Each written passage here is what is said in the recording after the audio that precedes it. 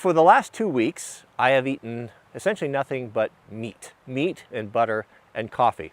So how did this start? So I guess it was 3 weeks ago, my dad sent me a text and said, hey, you got to go check out Joe Rogan's podcast about this carnivore diet thing. He'd been trying it, and he was telling me about the energy that he was having. He was telling me about the weight loss that he was enjoying. It was all these positive things, and I was a little skeptical at first, because I mean, in a perfect world, you know, that would be my ultimate diet. You know, to be able to eat nothing but meat and steak all the time.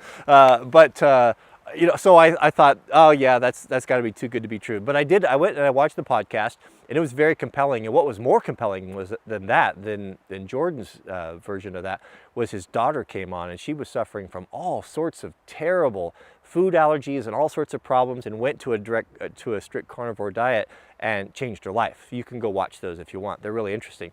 So I started digging around a little bit and thinking, you know, this is very interesting. And I mean, I know the evidence is anecdotal from, you know, there's not a lot of science behind it, but I've always felt that way personally, that there was just nothing that satisfied me that satiated me like a meat, especially beef and steak. I mean, I've tried vegan diets and vegetarian diets, and I just had a horrible time. Hate vegetables, hate the food, dread every meal. So having something like this was very appealing to me. So I thought, well, what's the harm? You know, what can go wrong if I try it for a couple weeks? And so I did that. And so here's my experience. So what I've been eating is we get up early, you know, around 5 o'clock, 5:30 or so, and we have the bulletproof coffee, which is a strong coffee. I make it in the blender, and I make 28 ounces, and half for Mrs. W and half for me. So that's 14 ounces per. We have these great big cups that we have. So in that coffee, and good high quality coffee, I started with half a cube of butter, and I'm pretty much almost up to a full cube of butter.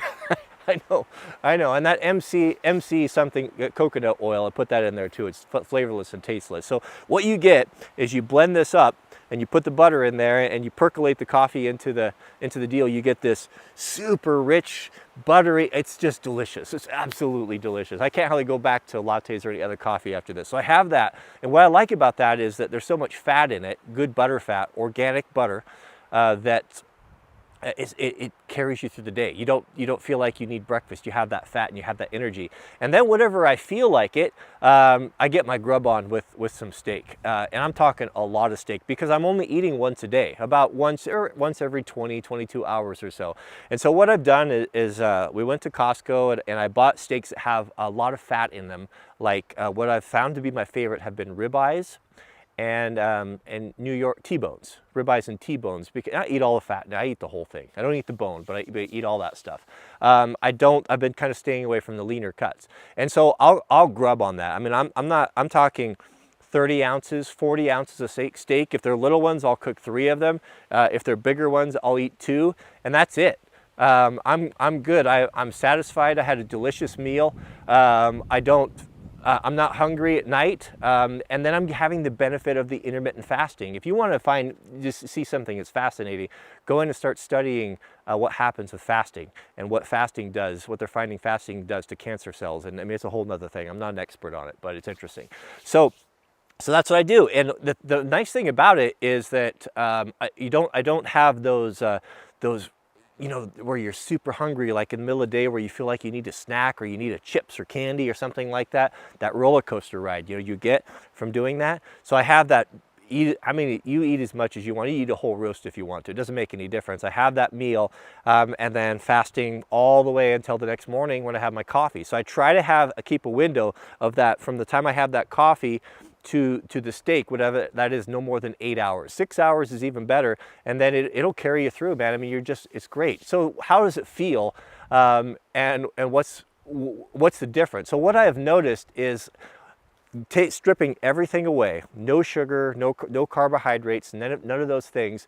What I've found is a very even keel, a very sharp in the brain, sharp mind, clearness of thought, no hunger, no cravings, no digestive problems, just a very even keeled, I guess is a good way to put it.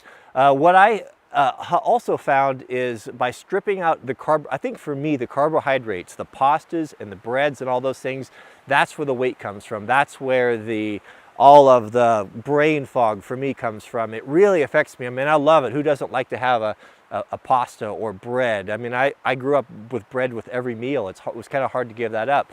But what I'm finding now is after 2 weeks, I don't really miss it. So my other thing that I was worried about was scurvy. You know, it's like, well, if you don't have any fruits or vegetables, because I read a lot about the old guys, you know, when they were on the sailing ships and they didn't have access to fresh fruits and vegetables. What I found, what a lot of people are believing, that is if you strip the carbohydrates out, then you don't have near the requirement for vitamin C. So what's interesting is there's a guy, Dr. Sean Baker. He's kind of the leading guy of this carnivore diet. And he's got a whole bunch of YouTube videos, and he's been doing this, I think, for over 2 years, and has been documenting this, you know, very scientifically and kind of initiating some studies and all that. What they're finding is that people that are doing this are not getting scurvy, and they're not suffering from any of these maladies that everyone would tell us that you would be, and just the opposite. So it's quite an interesting thing. So will I continue to do this?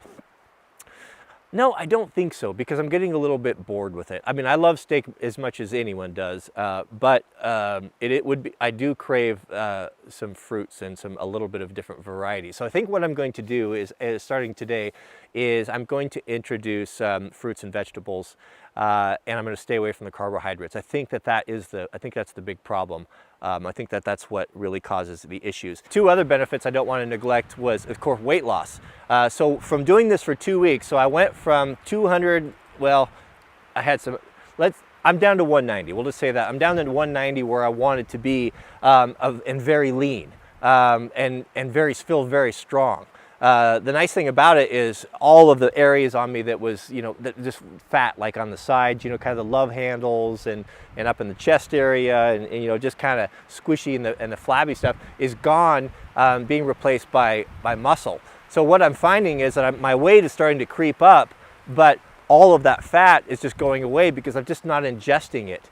So it's burning off in my body, and what's being brought back, you know, I'm gaining, you know, like maybe a pound and a half a week or so, but it's coming back with muscle. And my energy level is really good, and it's just fascinating. It's absolutely fascinating. I know this is a very controversial subject. I mean, even more controversial than veganism, vegetarianism. I mean, it seems like everyone is pretty much opposed to this. But you gotta think about it. You gotta think about where is this information that I have gotten in my brain about what is nutritious and what is a good diet. Where did it come from?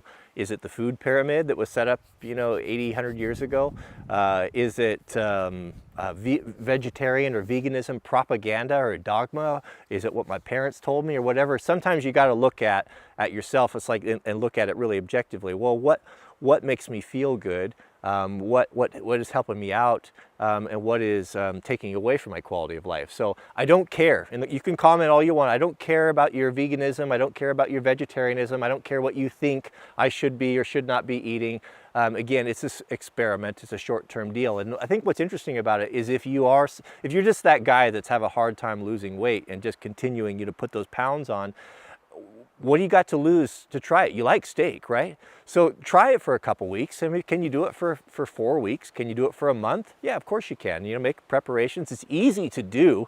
When you go out, there's not hardly any place in this country anywhere that you can't order steak.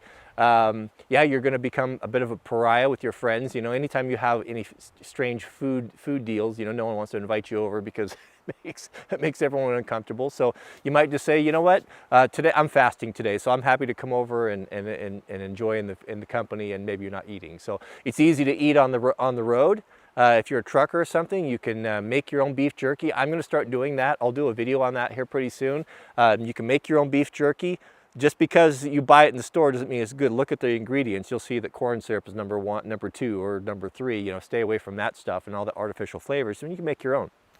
So you can do that. So you can make it ahead of time. You can make it in bulk. You can take it with you. So it's easy. Jack and I went dirt biking the other day and took my beef jerky with me, and it was great. So yeah. So I know you have opinions. I know you think what's best. Maybe you do. Maybe you don't. But I'll guarantee you in the comments, everyone's going to be at loggerheads, and everybody's going to think that they're right and not necessarily. So you know your own body, and you know what what you should do. So the point that I'm making is, I'll close with this, is try it for 2 or 3 or 4 weeks.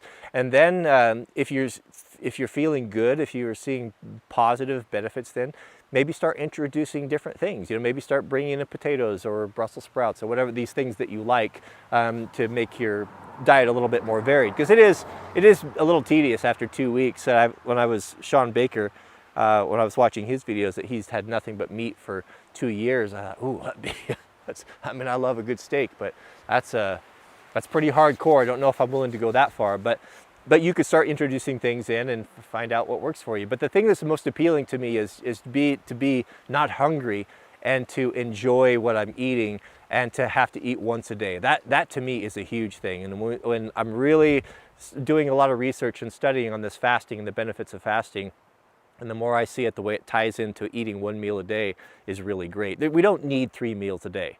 It's just not, unless you're some sort of a elite athlete or doing just crazy, ridiculous physical work, then there's a calorie intake. But for just common people, especially if you're working in the office or you have a job at sitting, you just don't need it. You start training yourself and you get that big protein load in, and you don't need it. It's interesting. I even put a half a cube of butter on my steaks.